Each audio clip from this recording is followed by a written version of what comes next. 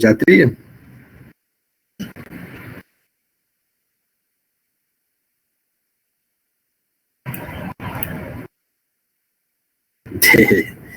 Tá bom. Então vamos lá. A gente vai continuar aqui com a nossa aula, nosso curso, né?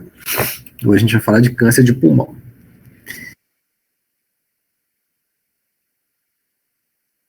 Então, esses são alguns dados epidemiológicos brasileiros liberados pelo INCA, né, que é o Instituto Nacional do Câncer, mostrando que aqui o câncer de pulmão em homens...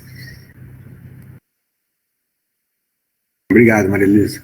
O câncer de pulmão em homens, ele é o segundo mais frequente, né, perdendo só para o câncer de próstata, e na população feminina, ele tem uma posição um pouquinho mais abaixo, quarto mais frequente, perdendo para o câncer de mama, colo e reto e colo uterino, né? Mas, obviamente, nos dois casos, é uma neoplasia extremamente frequente, e a gente vai ver a implicação disso na mortalidade por câncer. Quando a gente vai em termos de óbitos, aí sim o câncer de pulmão é o que mais gera óbitos na população masculina, ultrapassando o câncer de próstata, que é mais frequente, porque o câncer de pulmão ele é mais invasivo, né, tem uma maior mortalidade, e no sexo feminino ele também sobe, ficando em segundo lugar, perdendo só para o câncer de mama. Tá? Então, ninguém vai ficar decorando isso, é só para a gente ter uma ideia, né, de como que é importante essa neoplasia. Essa diferença entre homem e mulher, gente, ela reflete um comportamento de tabagismo de vários anos atrás, né? Então, a gente está, hoje, esses dados são, por exemplo, de 2017, né? Isso reflete o hábito tabágico de 3, 4, 5 décadas para trás, uma época em que o tabagismo era mais prevalente em homens do que em mulheres, certo? É só por isso que tem essa diferença. O câncer de pulmão, o principal fator de risco é o tabagismo. Mais de 90% dos casos de câncer de pulmão ocorre em fumantes. Tá? Isso é fundamental na hora da anamnese, eu tirar a história social lá. Então, a presença do tabagismo é um fator de risco muito relevante para câncer de pulmão, e embora seja possível câncer de pulmão num indivíduo que nunca fumou, isso não é habitual. Tá? Então, em um não tabagista, aquele quadro que eu estou investigando, câncer de pulmão provavelmente vai ser uma hipótese, ele pode entrar no diagnóstico diferencial, mas frequentemente não é a principal hipótese. Uma coisa que as pessoas sempre nos perguntam, né, os pacientes sempre nos perguntam, é o seguinte: se eu parar de fumar, como é que fica o meu risco de desenvolver câncer de pulmão? Tá? Então, primeiro que a gente tem que lembrar que o câncer de pulmão é apenas uma dentre várias doenças causadas pelo tabagismo. Inclusive, outros tumores são praticamente exclusivos do tabagismo, como câncer de laringe, como câncer de bexiga, né? Fora outras doenças que não são neoplásicas, por exemplo, a DPOC, as doenças vasculares, como as coronarianas e as cerebrovasculares, todas estão intimamente ligadas ao câncer.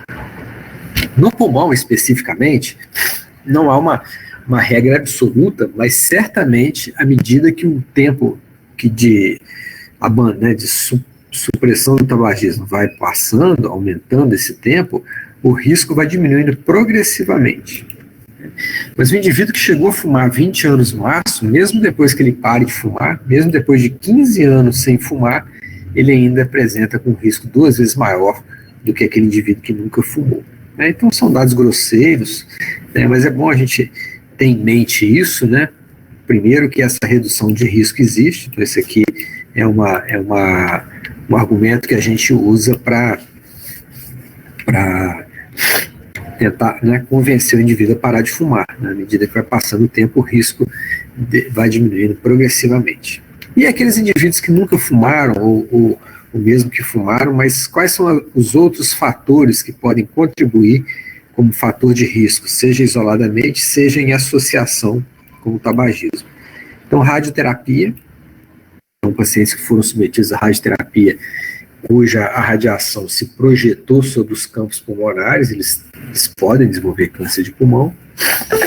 A exposição algumas substâncias no ambiente de trabalho, o asbesto, que é a fibra que faz o amianto, é o principal deles, mas também a radiação, indivíduos que trabalham com radiação sem proteção, a indústria petroquímica, a indústria pesada, em função desses derivados do carbono, né, e metalurgia, siderurgia, fundições, a inalação de metais, né, então também outros metais, além do asbesto, além de outras substâncias orgânicas, né, além do asbesto, arsênio, cromo, níquel. A gente não fica decorando isso, né, mas saber que indivíduos que trabalham expostos a esse tipo de poeira, a esses tipos de produtos, eles têm maior risco de câncer de pulmão. A fibrose pulmonar é um fator de risco, qualquer tipo de fibrose, inclusive quadros sequelares, principalmente para adenocarcinoma, chamado de tumor de cicatriz ou scare câncer, né? Scare de cicatriz. Então, pacientes com que tiveram alguma doença em atividade ou não, com áreas de fibrose pulmonar, têm um maior risco de desenvolver câncer de pulmão nessas áreas. O HIV, então aquelas alterações imunológicas que o indivíduo com HIV tem, elas favorecem não só a ocorrência de infecções, que é o principal, mas também de diferentes neoplasias, entre elas o câncer de pulmão. E parece que existe ali algum componente genético na ocorrência do câncer de pulmão, tanto é que a gente sempre tira uma história familiar, né? Na hora que a gente está construindo a nossa hipótese diagnóstica de câncer de pulmão, o fato de ter membros na família com neoplasia, né, principalmente quando você tem uma história familiar rica de vários membros da família, muitas vezes com desenvolvimento de neoplasias em idades mais jovens, isso é um fator de risco para aquele paciente que você está avaliando ter câncer de pulmão. Tá?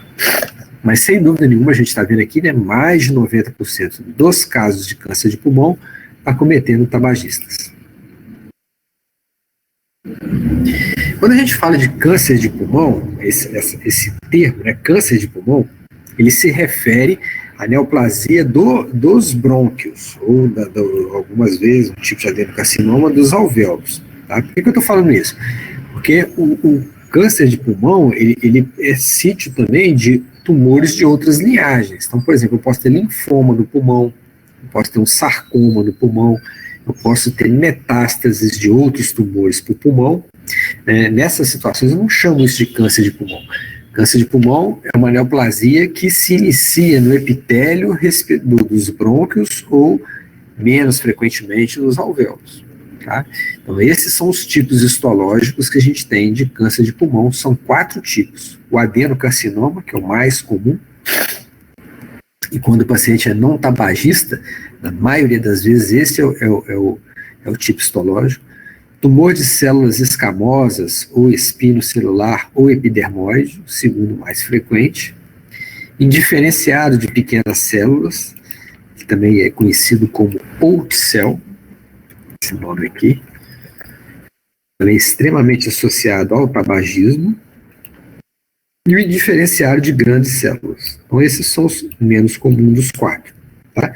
Esses são os 4 tipos histológicos de câncer de pulmão, cujo diagnóstico ele é dado através da biópsia. Né? Esse é um diagnóstico histopatológico. Você pode até ter uma ou outra característica clínica que sugere um tipo ou outro, mas para ter certeza de qual tipo histológico eu estou lidando, eu preciso da biópsia. E é importante isso, viu, gente? Em alguns casos, o tipo histológico, como indiferenciado de pequenas células, tem implicação no tratamento, ele tem algumas particularidades no tratamento, e esses tumores também, há particularidades entre os diferentes tipos histológicos em termos de qual que dá metástase mais precocemente, qual que invade localmente mais precocemente, qual que tem melhor prognóstico. Então é importante eu biopsiar e ter o tipo histológico. Em 24% das vezes eu não consigo identificar o tipo histológico, ou porque o tumor é tão indiferenciado, né, que o estudo anatomopatológico não permite fazer essa diferenciação, ou, alguns casos mais raros, o tumor tem características de mais de um tipo histológico. Então, parte do tumor, às vezes, tem características de adenocarcinoma e outra parte de células escamosas, por exemplo, como se fosse um tumor misto. Né? Então, aí, a biópsia, ela não define um tipo histológico, né? A gente coloca aí faz um laudo descritivo, apresenta características de tal e tal tipo histológico. Bom, como que a gente vai fazer o diagnóstico? A gente viu aqui, então, algumas características de fator de risco, algumas características epidemiológicas que já vão me ajudar,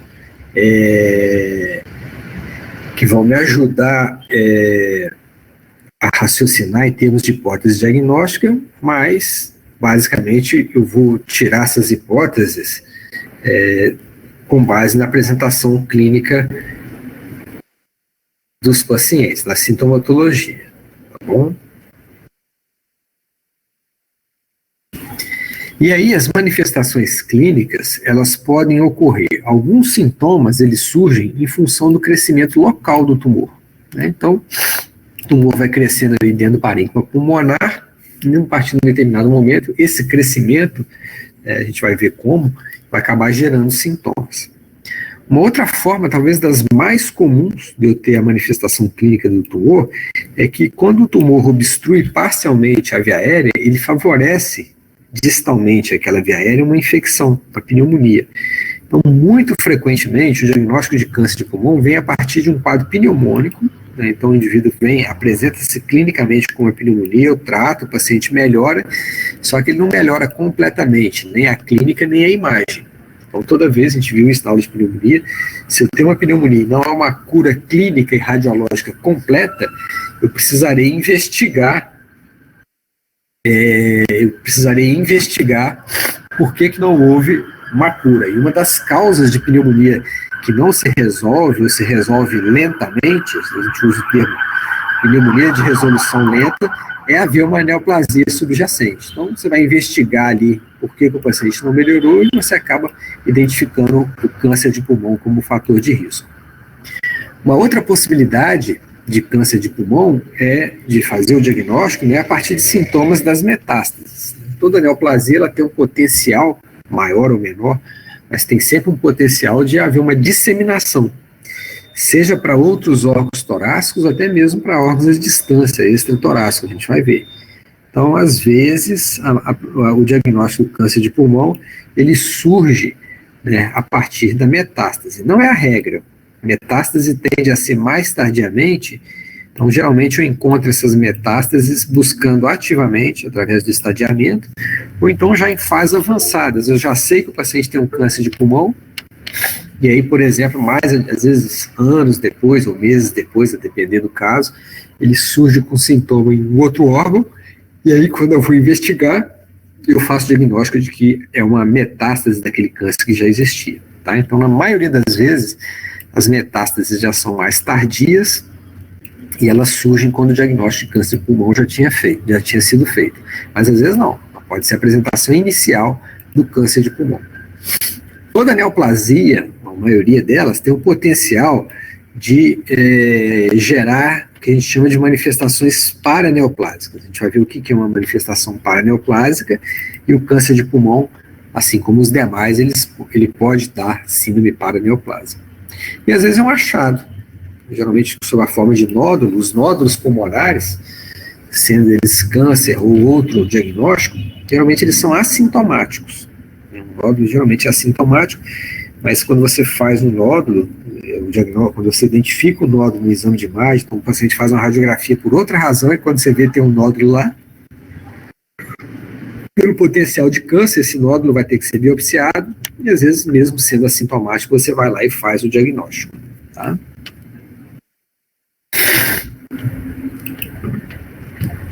Então vamos lá, sintomas.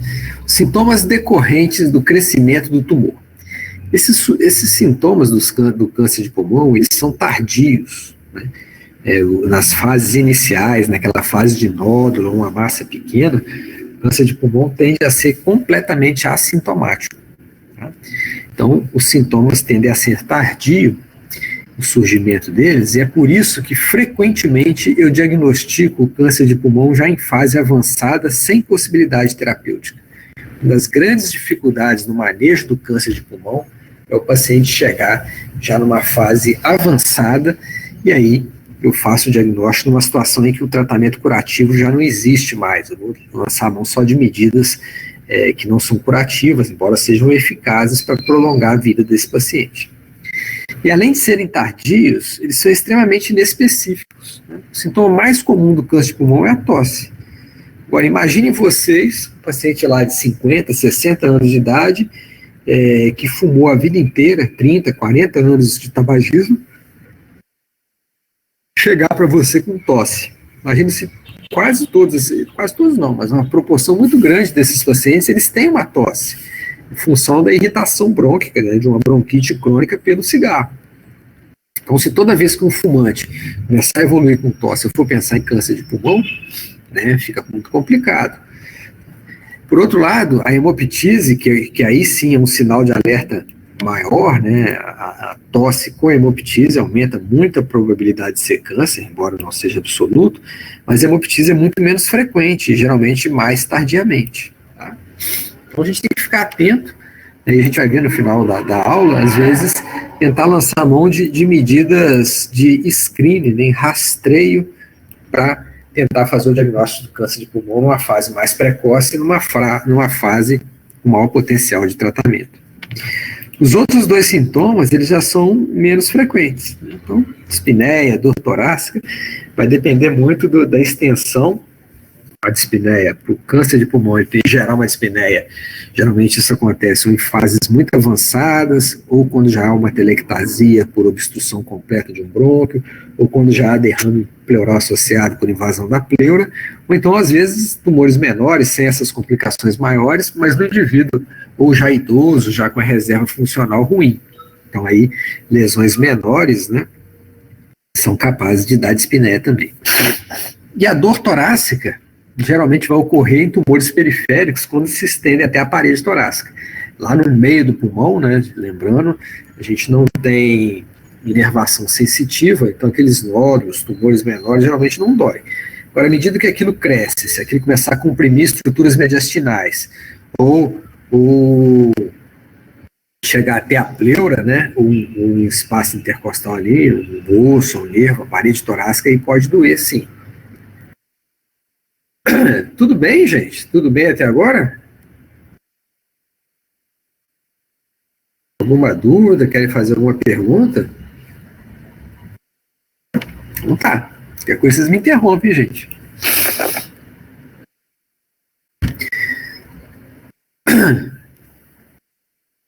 No exame físico, é a mesma coisa, né? Imagine, lesões pequenas, como nódulo, pequenas massas, o exame físico é completamente normal. Então não vou ter ali grandes alterações. E lesões maiores, massas maiores, naquela região que eu tenho uma massa maior, o murmúrio pode estar diminuído, posso até ter massa 6 a percussão, mas aí eu teria que ter lesões bem grandes.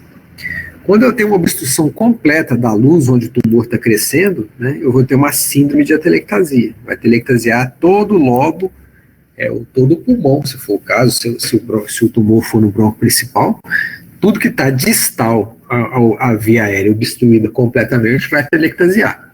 E aí eu vou ter um murmúrio vesicular muito diminuído ou abolido, presença de retração e massa 6 a percussão. Tá? E com alguma frequência o tumor, né, o câncer de pulmão invade a pleura, a gente vai ter aula de derrame pleural, e aí eu vou ter uma síndrome de derrame pleural. Muito parecida com a telectasia, né? Então aqui também o murmúrio vesicular vai estar diminuído ou abolido, aqui também eu vou ter massa 6 a percussão, e o que separa é porque na telectasia, geralmente em telectasias grandes eu tenho retração, e no derrame pleural eu tenho abaulamento. Então, essas são as situações, o exame físico no câncer de pulmão, vejam que eu posso ter desde um exame físico normal até um exame físico bem pitoresco de síndromes, seja de atelectasia ou de derrame pleural.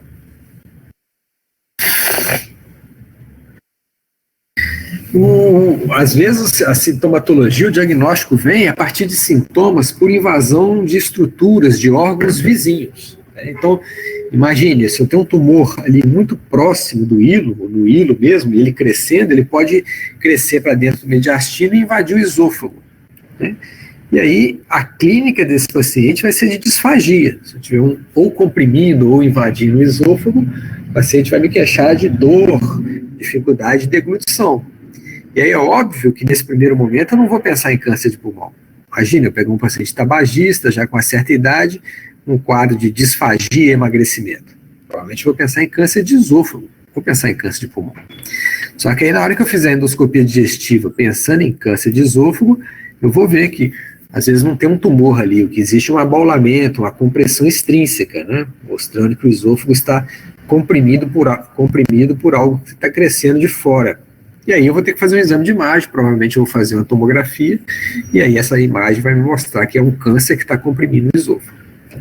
Então veja, gente, a gente debate isso muito na aula de raciocínio clínico, é fundamental eu ter uma história e fazer um raciocínio diagnóstico, mesmo que num primeiro momento a hipótese diagnóstica que eu fiz não é a correta. Aqui eu estaria pensando em câncer de esôfago, vocês têm um câncer de pulmão. Mas mesmo quando a minha hipótese inicial não é correta, se o raciocínio clínico que levou a essa hipótese é adequado, em última análise, eu ao investigar aquela hipótese que, no final das contas, não vai ser correta, mas ao investigá-la de forma adequada, eu chego no outro diagnóstico. Tá? Então, medicina não é chute. Né? Eu tenho que colher uma história, fazer um exame físico, mas principalmente eu tenho que colher uma história, ao final da história parar, raciocinar e listar as minhas hipóteses diagnósticas para ir investigar uma a uma até chegar numa hipótese final. Outra estrutura que às vezes um tumor ali no híleo, principalmente a direita, acomete, é o nervo laríngeo recorrente, que é o que inerva a corda vocal. Então, ali existe uma correlação anatômica muito grande do laríngeo recorrente direito com o bronco principal direito. Então, o crescimento de um tumor ali pode comprimir esse nervo e dar paralisia da corda vocal. Mesma coisa. Vou ter um paciente com uma certa idade, fumante, com rouquidão. Vou pensar em quê? Câncer de laringe, no primeiro momento. Só que aí, na hora que eu fizer o exame da laringe para tentar ver a neoplasia, para tentar biopsiar, eu vou ver que ele tem uma paralisia daquela corda vocal. Né? E aí, por que tem paralisia da corda vocal? Você tem toda uma sequência de investigar a paralisia da corda vocal, incluindo uma imagem, porque a compressão do nervo ali perto do híleo dá paralisia. Aí você vai fazer o diagnóstico por imagem, que tem uma lesão ali comprimindo, da biopsia e faz o diagnóstico. Às vezes invade o ducto linfático, aí forma um derrame pleural, que quando você funciona é linfa, quilotórax, pode ser arritmia, ou dispneia, o paciente pode ter um tamponamento. Então, aqui seriam pacientes que procurariam um cardiologista ou um clínico com sintomas cardíacos, né? E aí, provavelmente, esse paciente ia ser submetido a um ecocardiograma, e o eco ia mostrar uma lesão expansiva, né, invadindo ali o pericárdio, invadindo o coração desse paciente. Certo? E, por fim, fechando aqui os nossos exemplos, quando eu falo por fim, são exemplos, né, tem muito mais coisa. Todo paciente com quadro de dor, de parestesia ou de diminuição de perfusão de um membro superior, ele deve ser submetido a uma radiografia de tórax.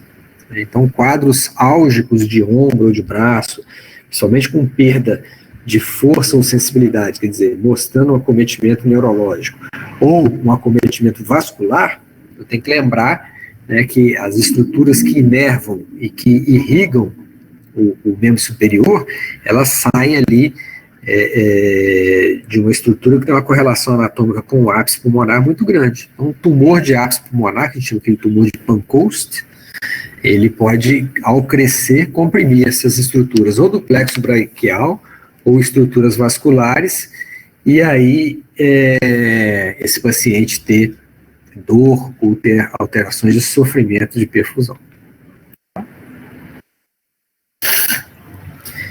Dentro da invasão de estrutura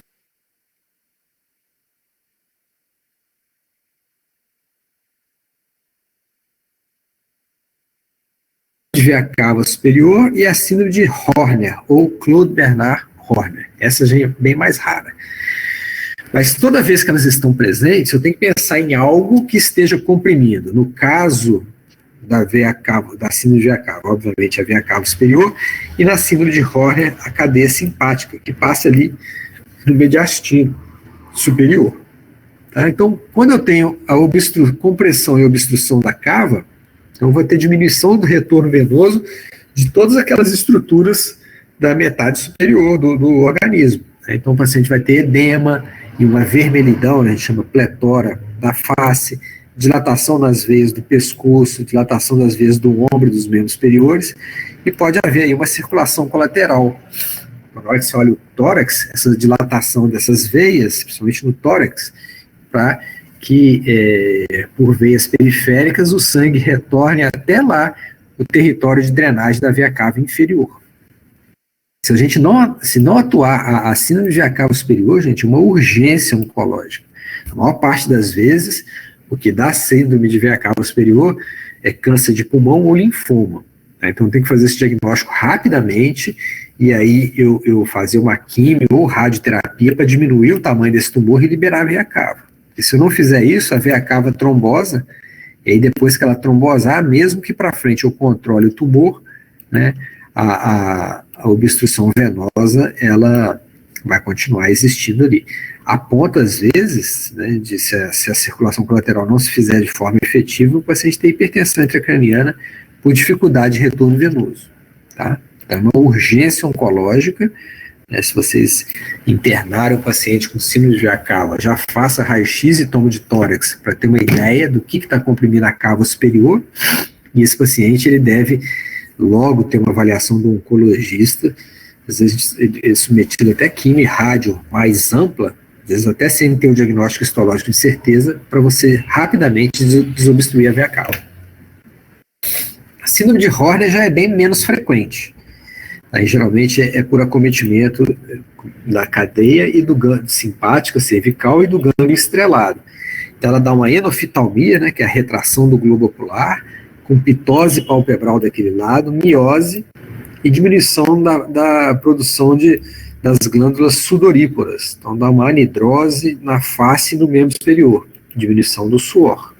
Tá? Então, toda vez que eu tiver essa síndrome, que é rara, eu tenho que imaginar que tem alguma formação crescendo ali na região do mediastino superior, comprimindo a cadeia simpática do gânglio estrelado.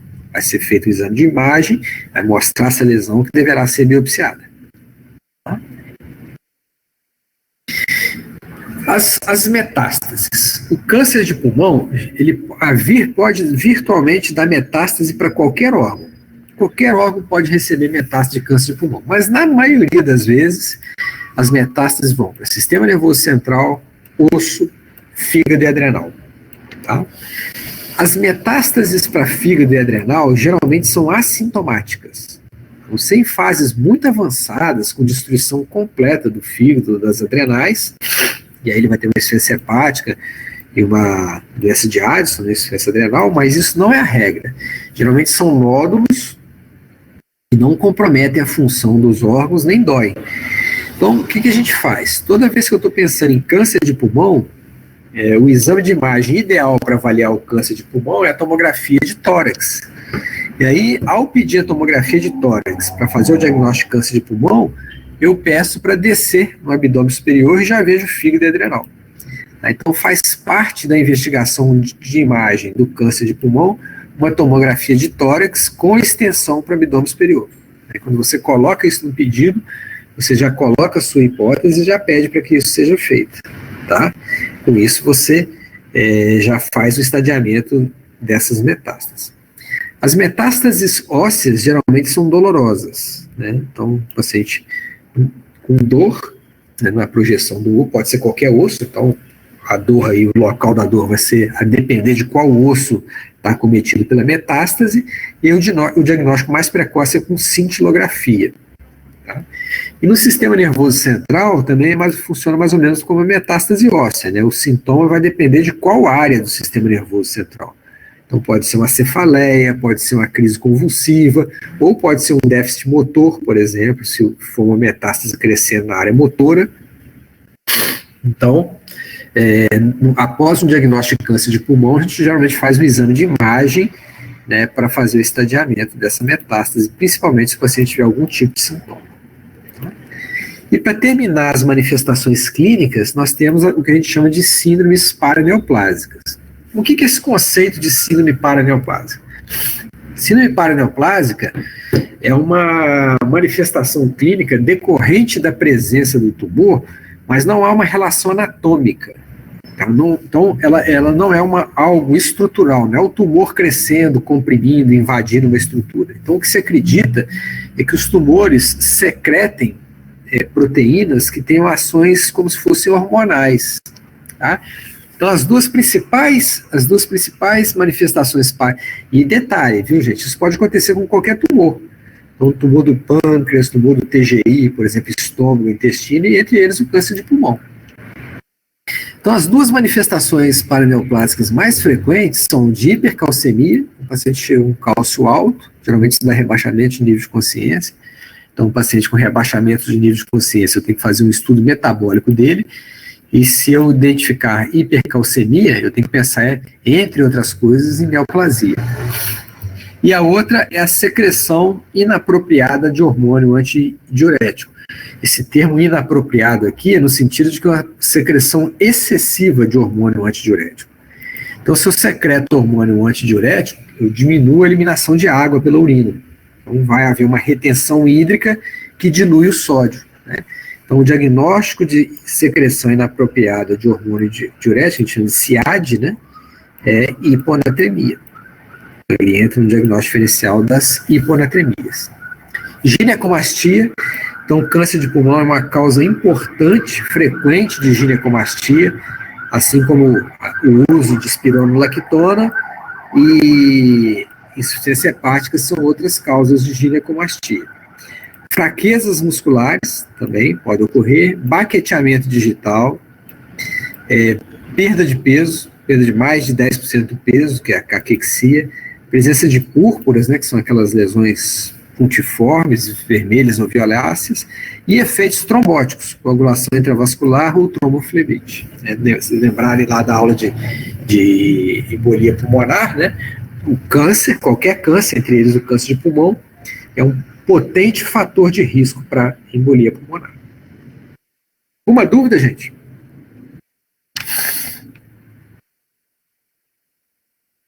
Bom, então a gente vai parar aqui hoje. Na aula que vem a gente faz os exames complementares do câncer de pulmão e o tratamento. E a gente fecha, tá bom? Vou fazer o seguinte, a turma que tá, vocês devem estar esbudegados, né? 2 horas de prova. Então vamos dar um descansinho para vocês de 15 minutos. E aí, 9h30, a gente volta com o raciocínio clínico. Prepare que é outro massacre. Porque é gasometria arterial, né? E hoje, 7h30. A gente... Socorro nada, vocês estão tudo novos. Vocês imaginem como que eu tô. Nunca tive tão cansado na minha vida. Então tá bom, gente. Aguardo vocês aqui 7h30. Até mais.